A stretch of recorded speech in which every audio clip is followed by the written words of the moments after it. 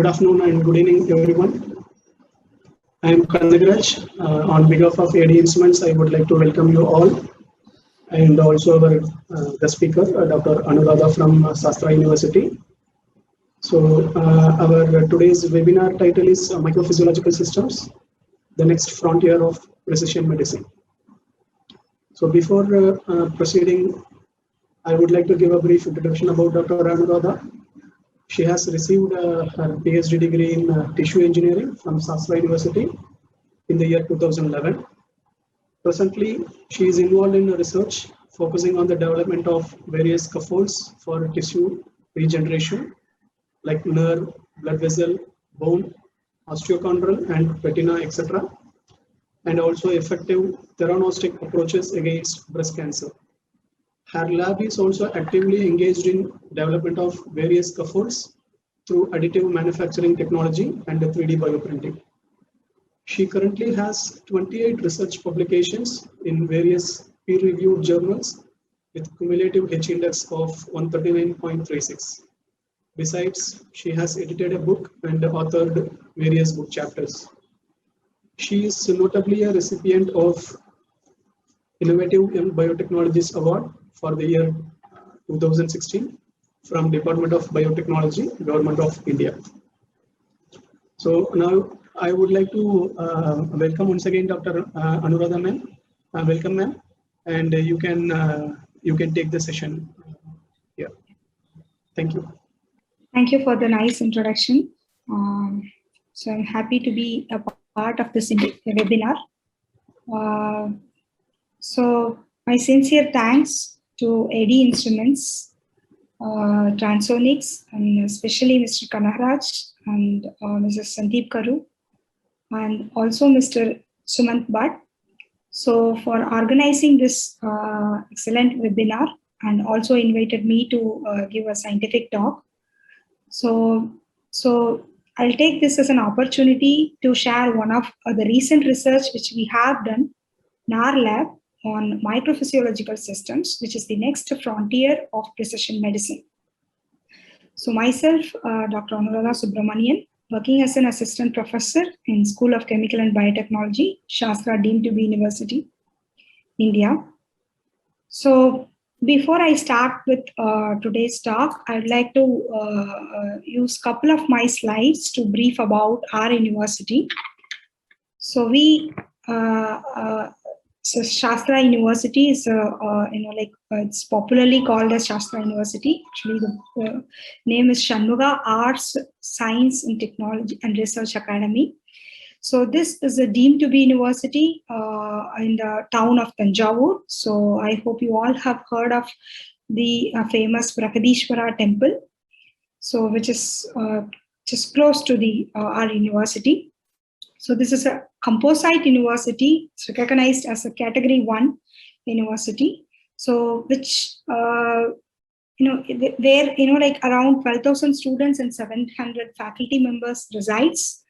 So this university basically offers engineering programs. So we have 5 engineering schools with 9 IET accredited BTech programs. And apart from engineering schools, we do have a School of Law, Management, Education, Arts, Humanities, and Science. So one big, a strength that I can say, Shastra, is that it is all the admission process is purely meritorious. So it is very transparent too.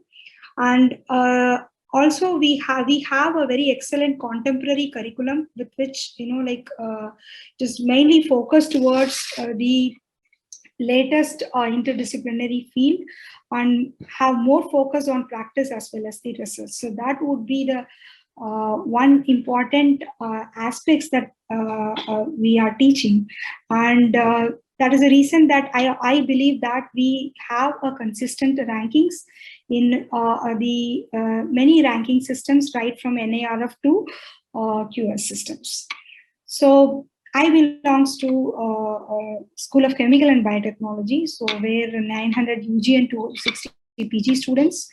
So around 110 faculty members with a more than 90%, we are all PhD holders.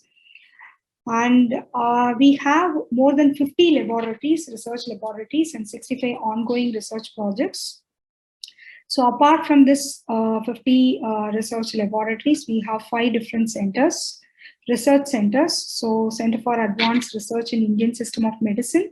So where basically people are trying to understand the scientifically validate the our own natural medicines like Ayurveda, Siddha, all traditional medicines were scientifically validated, their applications. And I belong to Center for Nanotechnology and Advanced Biomaterials. We basically working on materials, mainly biomaterials, and engineering these materials towards the healthcare applications, right from regenerative medicine to the sensing applications. And we also have a Center for Preclinical Studies. So we have an animal house, very good animal house facility. So where different animal models, right from the mice model to the guinea pigs, rabbits, and even transgenic animals we house. So with which we are basically trying to evaluate the potential of these medical devices. And also we are evaluating the safety aspects using these preclinical animal models.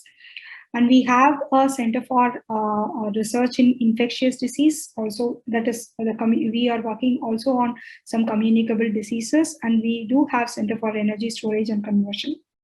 With this brief note, I would like to move towards my today's talk.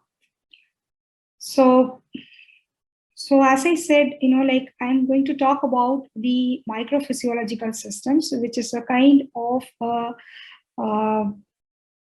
system which is inbuilt in the lab, which have the ability to replicate in terms of geometry as well as the physiological function of the native system. So before I talk about their applications in healthcare, so I would like to move upon the recent statistics. So who estimates the top 10 leading causes of global death, in which we could see 7 out of this 10 were found to be non-communicable disease. So again, when you deeply looked at this graphs, where we found that this cardiovascular disease are the biggest killer of, I can say it's a world's biggest killer. So this cardiovascular disease, because this basically occupies, this basically occupies first few positions. So where this predominantly kill around 51% of all global deaths. So that is what I said, this is a world's biggest killer. So, also, because of this reason, we at Shastra University focus on this cardiovascular disease. So also, you must see there are around 17.9 million cells were estimated to die every year from cardiovascular disease. That accounts for around 31% of the global death.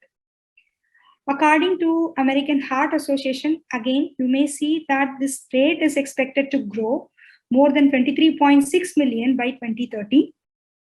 So the same statistics or the same scenario is existing in India, where people have estimated to increase the death due to heart disease by 2.3 crore by 2030. So this is the major reason for us to,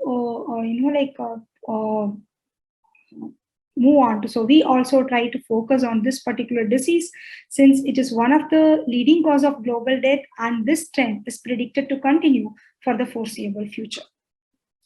As we all know that this cardiovascular disease is a disease which affects both heart and the blood vessels. In fact, this is characterized mainly the obstruction of the blood flow. So that is majorly because of the buildup of the lipid layers, or I can say it's a fatty deposits inside these arteries, or there must be some kind of an increased rise of blood clots. So these are the two major reasons by which you could see there is a disturbance in the blood flow that would potentially affect the heart functions. So this is the disease which not only affects the heart, but it also affects the other organs. Like this extends to other organs like brain, kidney, even eyes. So on the brief note, we could understand that the flow pattern of the blood, I could say the pattern of the flow are the one which maintains the healthy functions of heart, not only the heart, also the other organs too.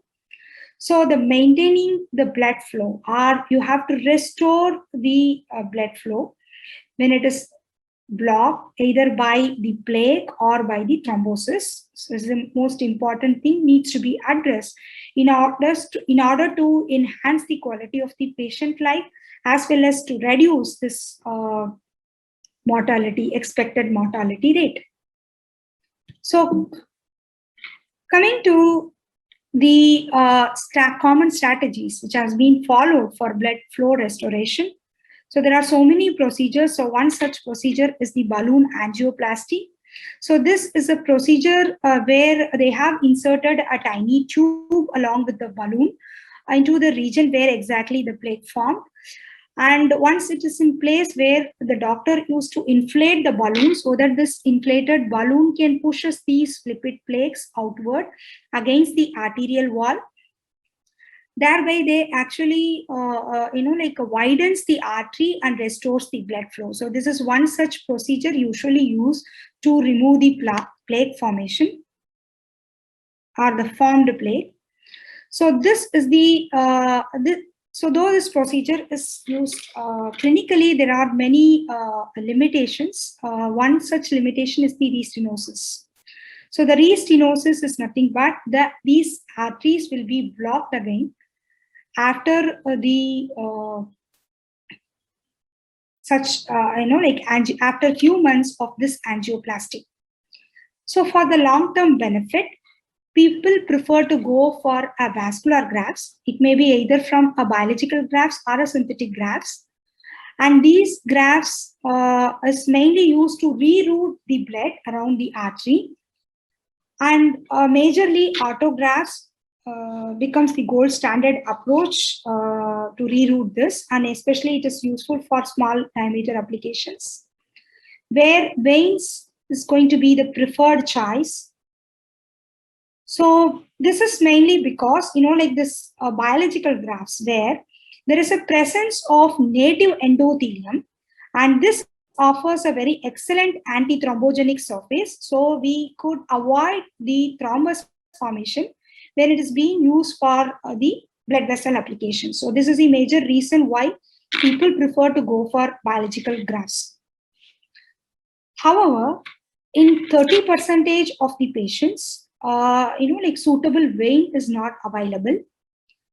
In addition to that, even when the vein is available, the performance of these veins in high pressure arterial site is unsatisfactory because of the mechanical mismatch. So you could see from this cartoon, the thickness of the artery is different from the vein. So the arteries is basically thicker, which is designed in a way to withstand the higher pressure experienced by the arteries. So now what we are doing, we are trying to replace these arteries with a piece of vein. So this will eventually leading to many complications. So one such complication is that there must be the intimal hypoplasia and accelerated atherosclerosis, that again trying to disturb the blood flow. So there must be the obstruction of blood flow again. So consequently, we must have to go for a revascularization procedure. So after the initial surgery, after a period of a few years, but this procedure is inherently limited because of the non-availability of these saphenous veins. So now you imagine when there is when the arteries or veins are not available, it may be either due to anatomical limitations or pre-harvesting procedure or even disease progression. So we must have to go for synthetic grafts. So there are so many synthetic grafts commercially available. So expanded polytetrafluoroethylene grafts, Dacron, polyurethane grafts. So this is being used because of the reason that it has a very excellent tailor-made characteristics, which is also equally biostable. So for that reason, people prefer to use the synthetic grafts for the vascular applications to just to reroute the blood around the artery. Thereby, they are eventually maintaining the heart functions. However, the use of these synthetic grafts for small diameter applications demonstrated poor patency rate because of certain limitations like thrombogenicity, because they do not have any native endothelium to offer the antithrombogenic surface. And this will eventually increases the neointimal thickening, and there is a chances of getting infection, and there are always a risk of a carcinogenicity of when we use this for a long-term application. So these are some of the limitations actually limited the use of the synthetic grafts too. So on the whole, we can understand that the available grafts showed a very poor patency rate due to the intimal hyperplasia and thrombogenic issues. Now we'll move on to the drugs which has been used to treat the cardiovascular disease. So there is more increasing evidence of using the statins, blood thinners, beta blockers, especially for both a treatment as well as prevention of heart disease. So this is being suggested for few years after the acute coronary event.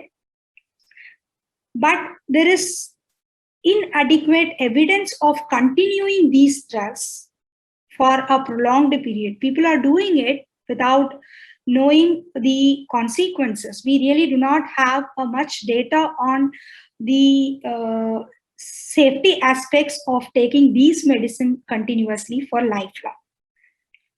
Parallelly, we have also seen that the big research in the development of drugs towards the cardiovascular disease is still progress to identify many more drugs. So where we can see around total of 200 cardiovascular drugs were in the pipeline in the year of 2018. However, the drug research or drug development and research is very long process, lengthy process, and expensive process too. So from this cartoon, we can understand that around 10 to 15 years it will take from idea to the complete drug development. This is because the failure likely to occur at every forward step.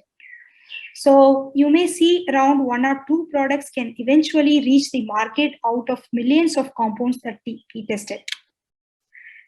So this is very expensive and time-consuming process. So even when it reaches, another darker side that we must have to understand is that continuously, every year, we were able to see that there is a discontinuation of these cardiovascular drugs, mainly due to efficacy and safety concerns. So you can see around maximum amount of 30 drugs were discontinued in 2012, followed by 11 drugs in 2013, 4 in 2014, and almost 12 drugs were found to be discontinued, mainly due to the safety and efficacy concerns in 2016 to 2018. So I believe that we have seen so many challenges in front of us to treat this cardiovascular disease, right from the vascular grafts development towards the drug development. So there are 2 major reasons which decides the successful translation of the drugs from bench to bed. So one thing is that we have actually evaluated these drugs, especially these cardiovascular drugs, in phase 1 clinical trial, where only a smaller population is involved. So with this, we are trying to predict the responses to the larger population, but this is very less promising in terms of extrapolating these results to phase 2 and phase 3 clinical trial. So that is one such reasons for the failure. In addition to that, when you looked at this, the path of the drug development, there are so many different milestones that we need to achieve. So one such thing is that we must have to preclinically validate these compounds in terms of safety as well as the efficacy aspects. So the researchers from pharmaceutical industries or academicians like us, we prefer to go for a preclinical animal models. So we use animal models to validate the safety aspects as well as the efficacy aspects, and we are trying to predict the human toxicity and human responses. So this is what that we usually do it, with which we are trying to move on to the clinical trials, where we have a phase 1, phase 2, phase 3 clinical trial. So when the drug is very successful in terms of phase 3 clinical trial, so that one can reach to the market. However,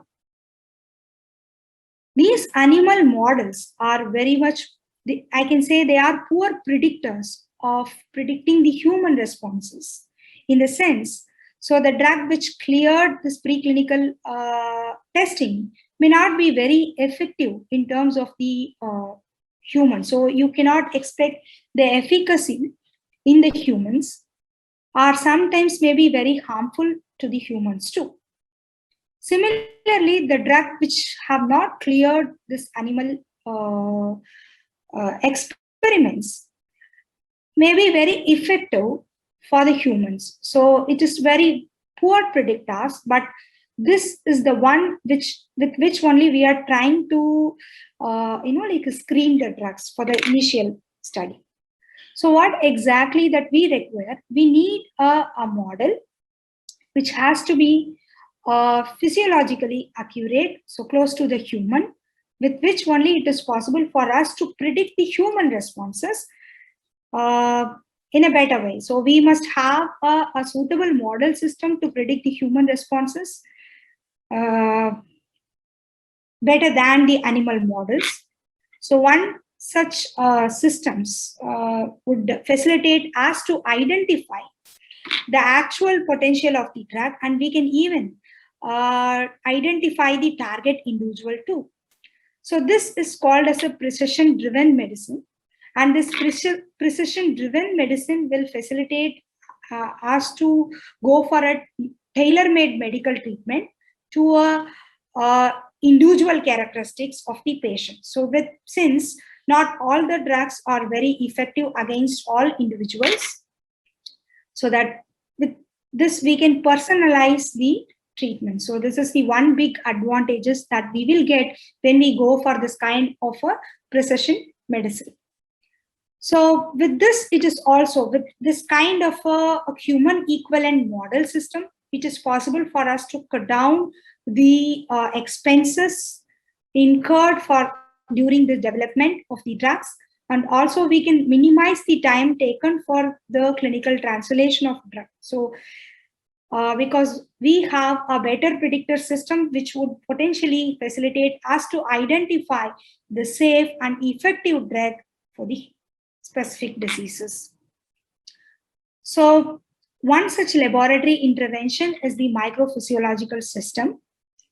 So this is with this basically what people are trying to create the inherent complexity of the native geometry. You could see how effectively they are trying to create the complete vascularized structures with the very complex branches.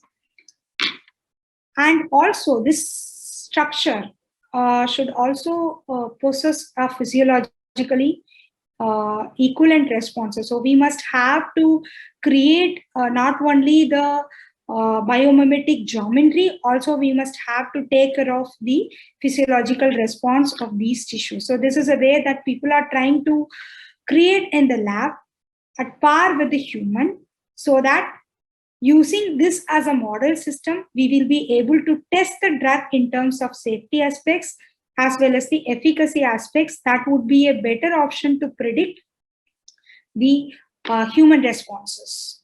So this is basically a straightforward technique and more convenient than the animal models, and can predict the human response better than the animals. So we'll be able to bring out a primary function of the tissues or organs with which it is possible for us to evaluate the toxic responses or the responses of these. You can even induce the pathophysiological condition in these models, and you can test the drugs to understand its efficacy against these treatment of these diseases. So this is a way that the microphysiological systems evolved. So as I said, this microphysiological systems are the one where we have to really create the biomimetic structures.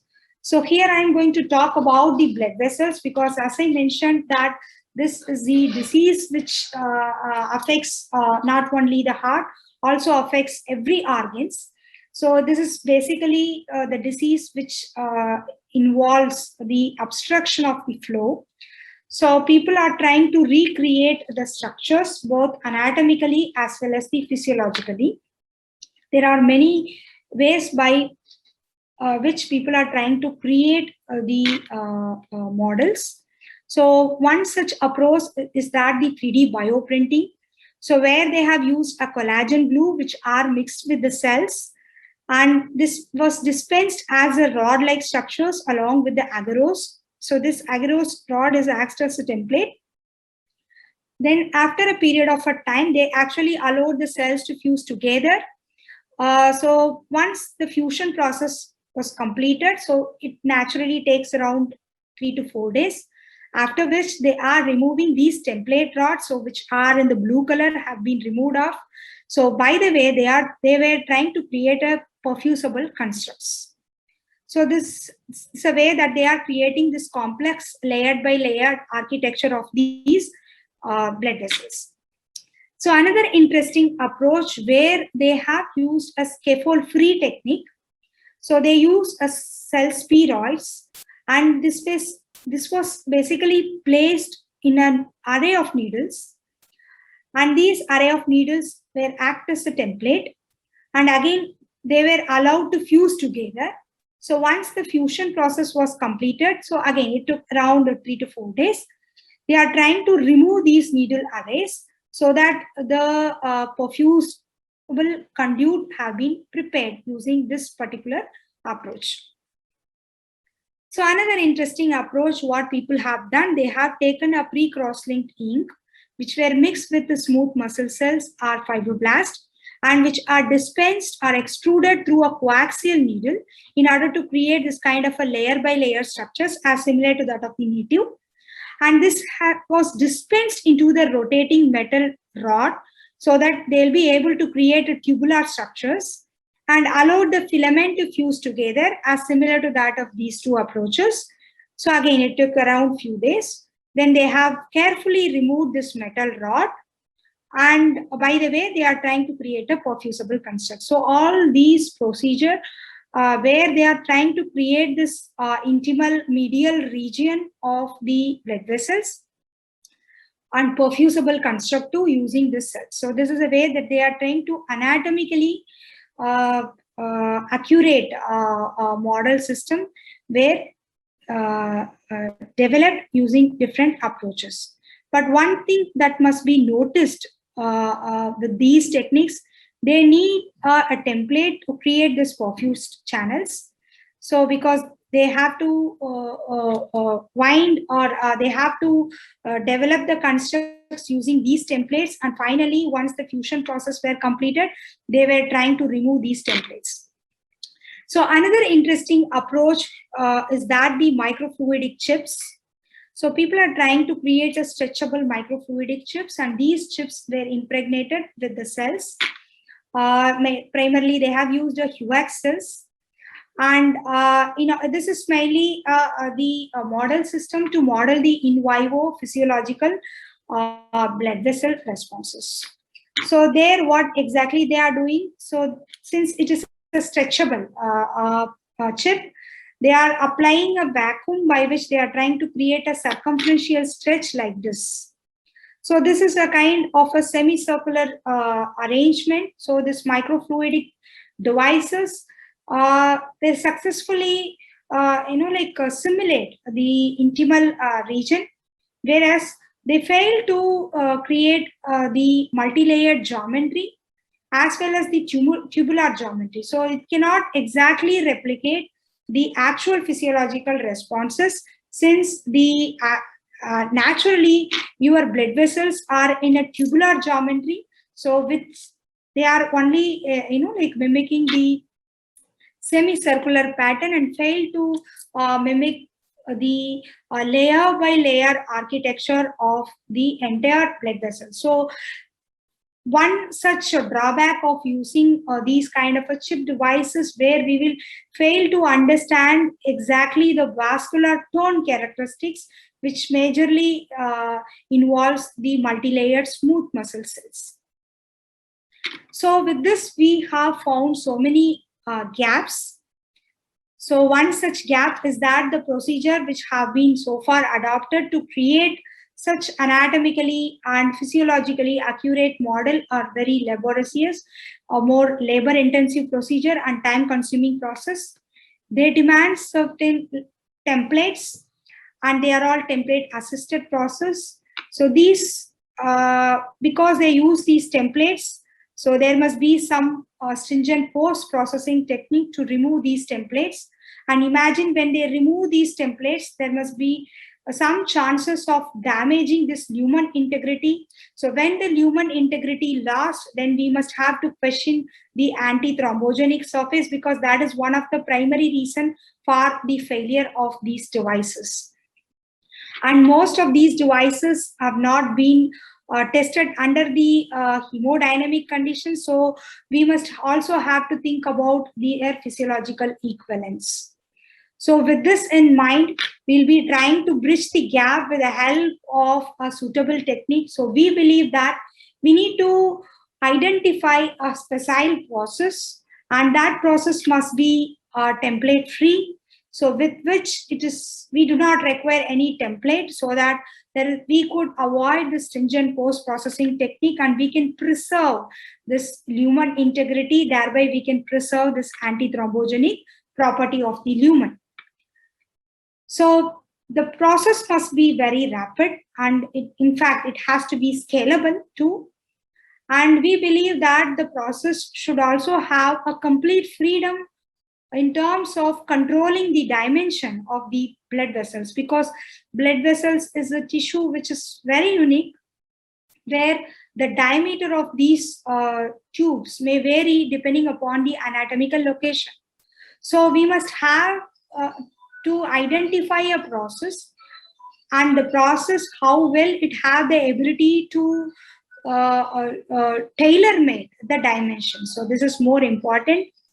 And on the whole, we wanted a product or a model that would be more anatomically and physiologically equivalent to the human. So this is what is the basic idea that we focused after considering the challenges that I have listed out in some of my first few slides. So we identified a facile process. We named this as a PET writing process, because with this video we could basically understand we just require a small wet bath. With this wet bath, we will be able to create a perfusible structures without any template. And these, we have some customized ink, and we have a customized bath. Now we just introducing these inks into these bath. So with this, we'll be able to create the tubes of any length. So you can see the minute we introduce will be able to create the structures of any length. This is more perfusible in nature, and these structures can be, this process must be very rapid and scalable too. So we need a couple of minutes to create these structures. So we'll be able to create a bilayered construct using this particular technique without the assistance of templates. And very surprisingly, we noticed that the ink that we used to create this tubular geometry, these structures were more coilable, so that very much close to the elastic nature of the blood vessels. So we have understood the hollow structures by evaluating through micro-CT, as well as by introducing or permeating the dye through these channels. So with that, we'll be able to conclude that it was a very excellent perfusible channel that we could develop with the help of this process. And also, surprisingly, we understood that we have a very excellent tailor-made characteristics, like, with this process we'll be able to reduce or increase the dimension, so we can modify the diameter, both internal and outer diameter of the tubes, and we can go up to any length of the tube. So this is the another interesting fact about this particular process. So one big advantage of going with this particular process, so the emerging 3D bioprinting applications, where we basically have a skewing problem, right? Like you cannot stack the inks beyond certain length.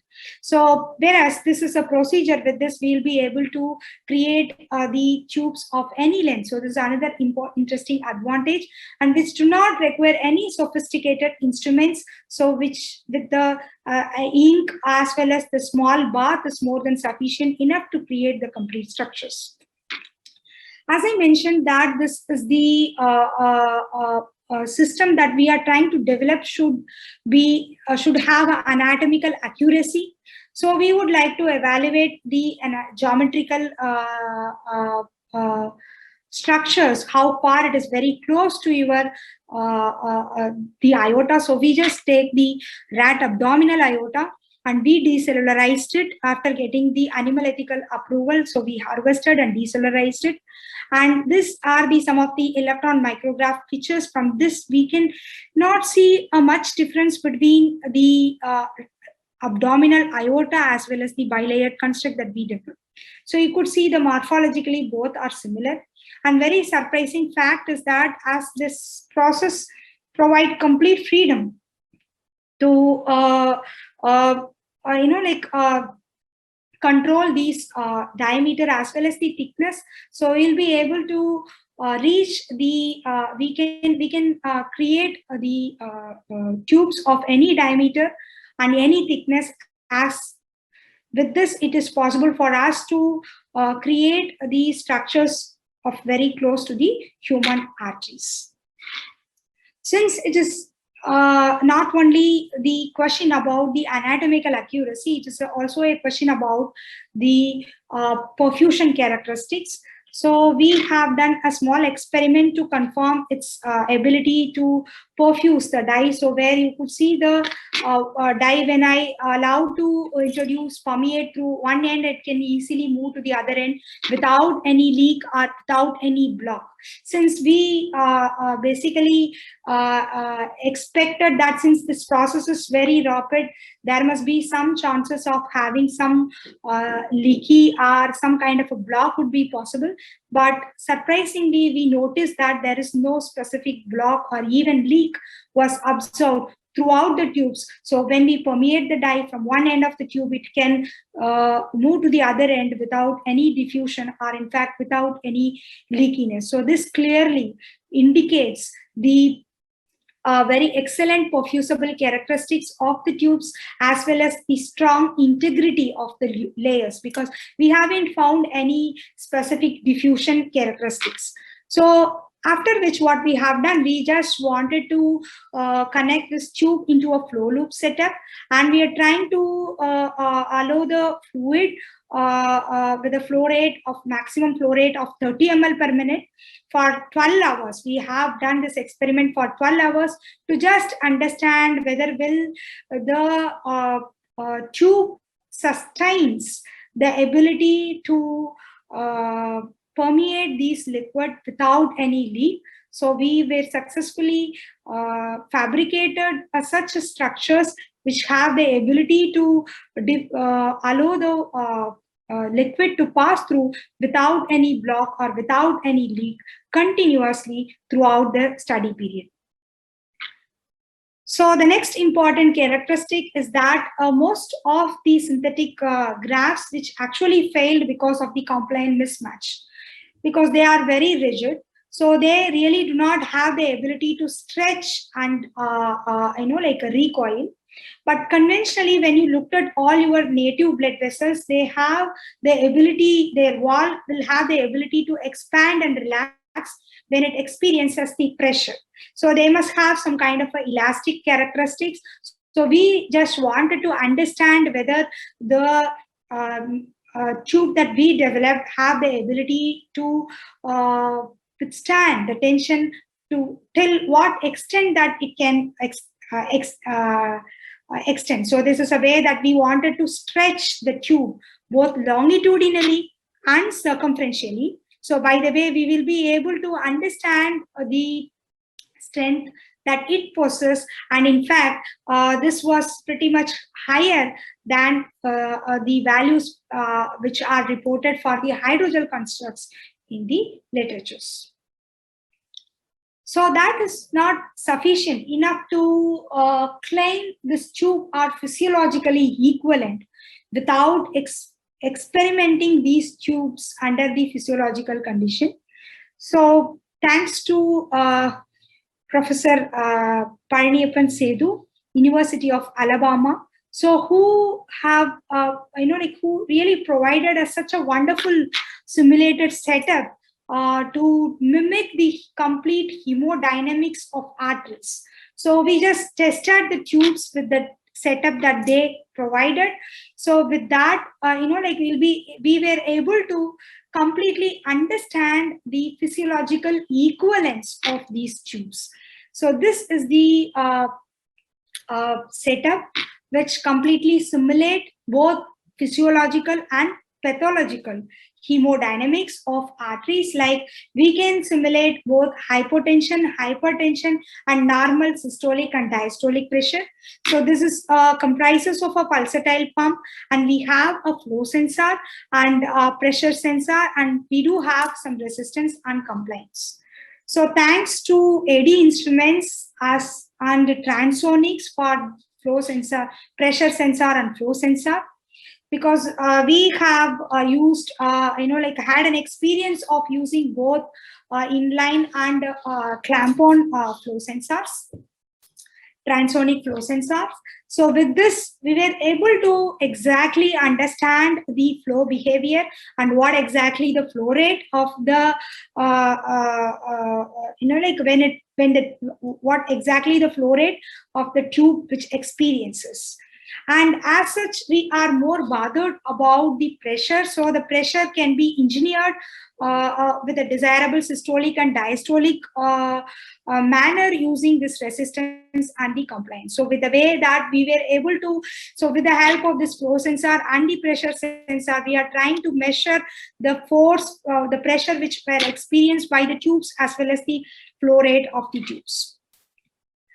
So this is a small video with which you will be able to understand when you introduce the liquid into these channel, you must be seeing the way that how usually our blood vessels respond when it experiences the pressure. They are trying to contract and relax. So this is a way that you can see this. The tubes are trying to stretch when you looked at under microscope. So this has a very excellent compliance, very similar to that of the blood vessels.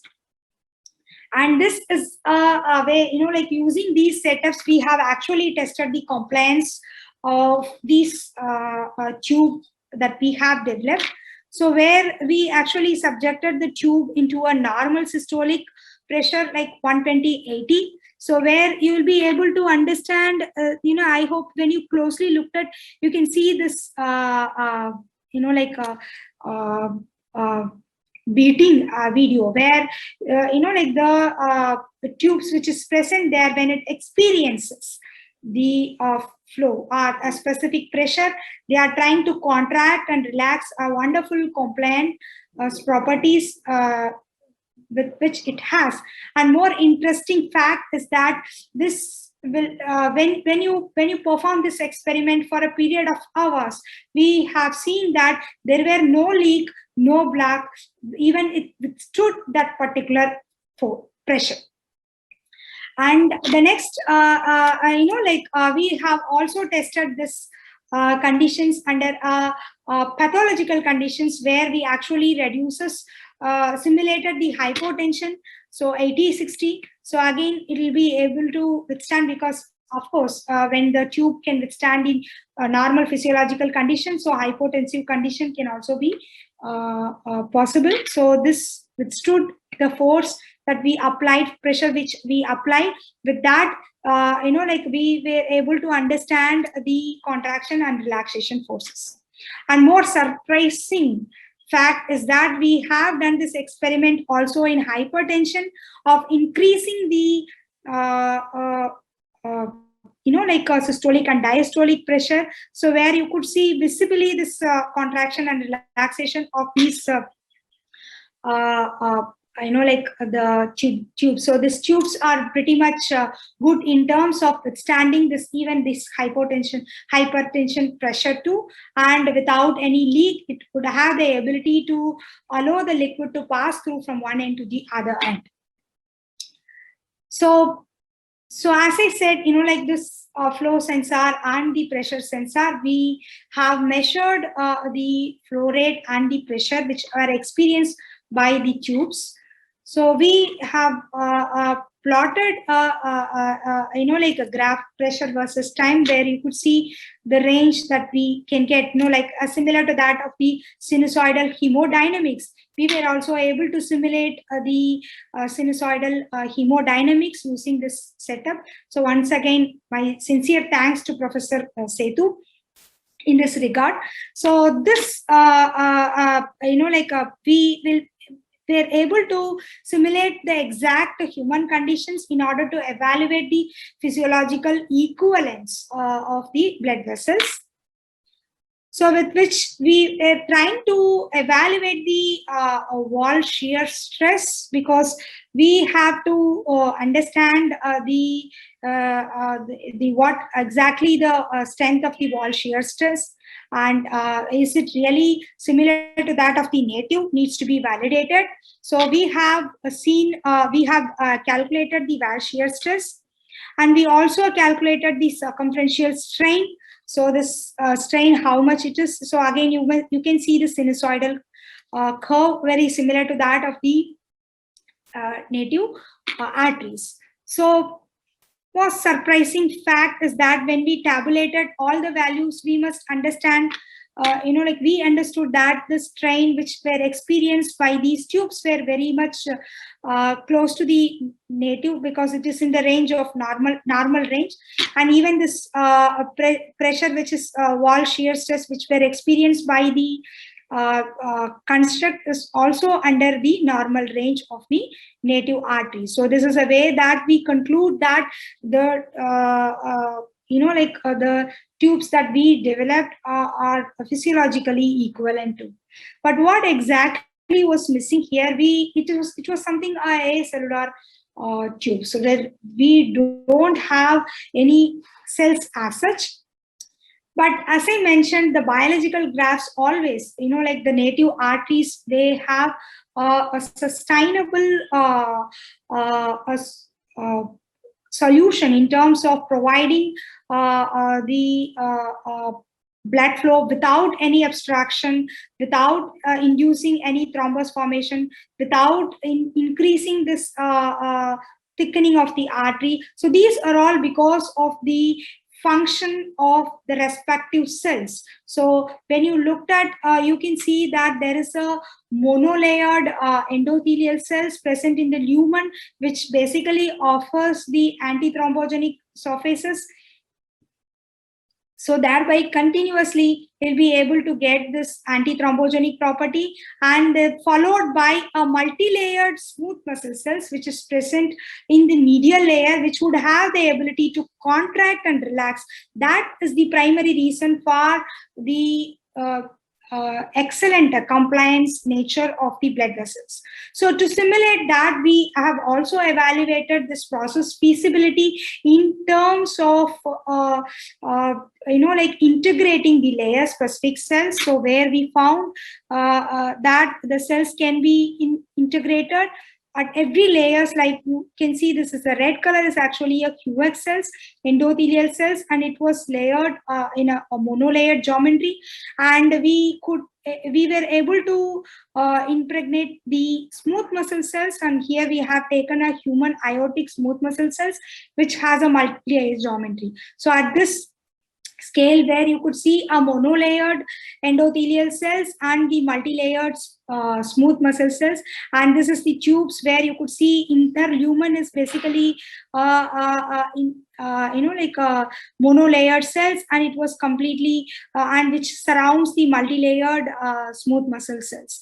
And we have also tested the immunomarkers of to understand its functional characteristics, where you can see the CD31 is specific to endothelial cells and alpha SMA for smooth muscle cells, and we successfully identified the process, and this process must be very rapid, with which it is possible for us to create the structures as close as our native geometry, and also the material that we developed would have the ability to provide the physiological characteristics to the tubes.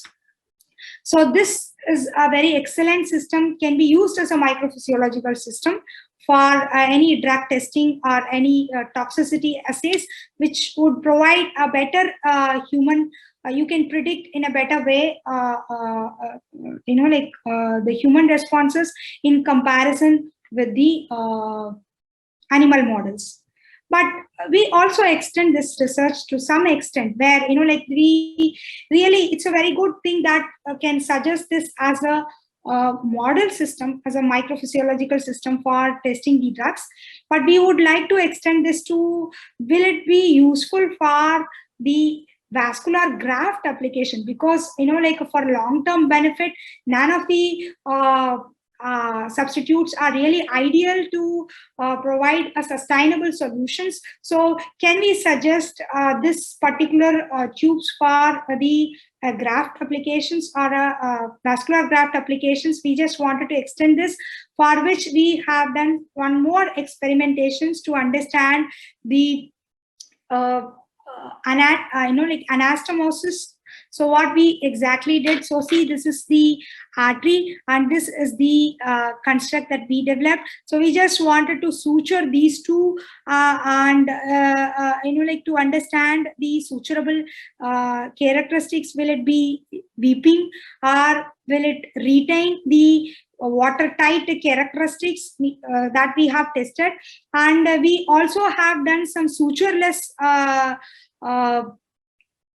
procedure to connect the construct with the artery. So because primarily, if at all we wanted to reroute the blood around the artery, we can suggest this construct, and we can connect this construct into the arteries even with this kind of a sutureless procedure. So with this, we have done some of the experiments to confirm ex vivo, to confirm this end-to-end. We evaluated this end-to-end anastomosis, and we also have wanted to evaluate how effective the region, in terms of providing this water tight characteristics, have been finally identified by just, this is a artery, and this artery is connected to the construct that we made, and we are just trying to allow the solution to pass through. So where you will be able to see this, like contracting and relaxation function of the tube, and we could also see there is no leak in these regions too. So this clearly indicate that this can also be suggested for the grafting applications, but still needs to be explored. Like we must have to do some experimentations to understand their in vivo behavior too. So to that we actually understand the hemocompatibility and other interesting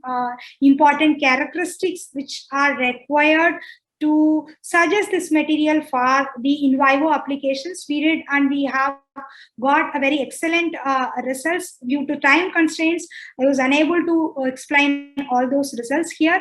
So we are now, like we can say that this kind of a systems could have a better have more advantage in terms of taking this into a grafting applications, or this can be used as a microphysiological system with which you can test the drug potential as well as the safety concerns. So with this, I'll conclude my today's talk, but like I must have to acknowledge all my supporters. Otherwise, I failed to complete this whole talk. So the first foremost thing that I have to thank Shastra University for providing very excellent infrastructure. So I can say, so most of the experiments that we have done at Shastra University, and we have a very excellent world-class infrastructure to do all the experiments. And thanks to Shastra and our management, Honorable Chairman, Vice Chancellor, and our Director, Center for Nanotechnology and Advanced Biomaterials. And I must have to thank all the funding agencies, like Department of, so this is the work which have been done, with a financial assistance given by the Department of Biotechnology for the Innovative Young Biotechnologist Award. So I must also thank the other like funding sources, Department of Science and Technology and Indo-US Science and Technology Forum. And I must have to thank my collaborators, Professor Palniyappan Sethu, Professor Sangamesh Kumbar. So mainly Professor Palniyappan Sethu. So without him, it is impossible for us to understand the real potential of these particular tubes under hemodynamic conditions. So thank you very much, sir. And my talk would be incomplete if I fail to acknowledge my students. So I must have to thank all my graduate students. And a special mention to Ms. Amrita. So this is a work that work that I have presented today is actually Amrita's work. So thank you, Amrita. So one more clipping. With this, I'll conclude. So thank you very much. And this is a tube which we have developed using the technique that I mentioned. So you can understand the length at which it is possible for us to create the tubes. And you can also see that there is a very excellent flow of the liquid without any break, without any leak, without any block. So thank you very much. Thank you. And also I must have to thank ID Instruments for giving this opportunity to share some of the research. Thank you, sir. Thank you so much, ma'am. It was very wonderful. I think the ending is really shows how hard your work is. So, and you have covered everything. So the importance of cardiovascular diseases, why we need to understand cardiovascular diseases. As you said, this is the killer disease now. So thank you, ma'am. I hope your talk will inspire many of our scientists, and we can have they will all work towards a better world tomorrow. Thank you, ma'am. If any of the participants have any questions, we can have some time. Anybody? There is no further questions, I think. It was very clear, I think. Yeah, thank you. Thank you. I must have to welcome you all to Shastra University. So please do come Shastra University. And we are also working very excitingly with other areas of research too. So thank you for providing such an opportunity. Thank you. Thank you. A special mention to Mr. Kanagaraj sir. So thank you very much. And also very wonderful you all have organized. Thank you, ma'am. So for I know you have taken a long effort, to communicate with me and our video, audio, or all testing and everything. So thank you so much. My pleasure, ma'am. It was very nice session, very informative and nice session by you.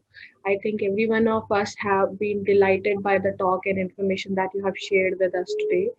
Yeah, and with this, I would also like to thank all our participants who made it possible to present here and make it a successful show. I hope you also have understand and enjoyed the session like we did.